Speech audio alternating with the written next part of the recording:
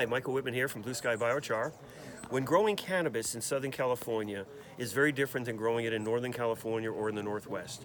We have a lot of critters here that just want to munch down on these plants.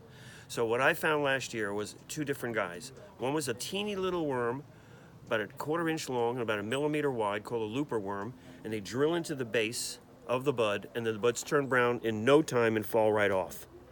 So what we had to do was, if we wanted to prevent that, we would have put beneficial nematodes into the soil, so when those eggs hatched and the guys crawled out, the eggs wouldn't have hatched, the nematodes would have eaten them before they even got to that point. The second guy we had was a cornworm, and he came out and started eating leaves. He was about 1 inch long, 3/4 to 1 inch long, and maybe 4 millimeters wide, bright green. The little looper was so hard to see because he had almost no color. It was very neutral, kind of a beigey tan kind of color. So my friend Warren Whitehurst from Rincon Vetova in Ventura, it's an insectatorium, gave me a plan.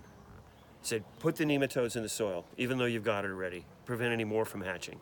Secondly, he gave me these 3 ingredients, dipel, this other liquid biology, and then a food to get all that activated. We shake it up, sprayed it on, and knocked it down literally in a day or two.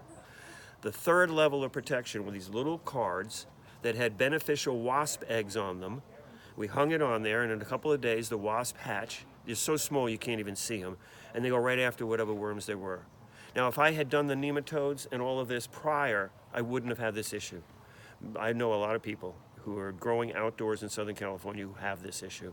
So it's a, for the way I take it, it's a threefold thing. Nematodes, doing the beneficial spray with this biology, and getting those little wasp things out. They also make lace wings on these little cards. They're really cool. They just hang right onto the plant, and they have them at Rincon Vetova in Ventura, California.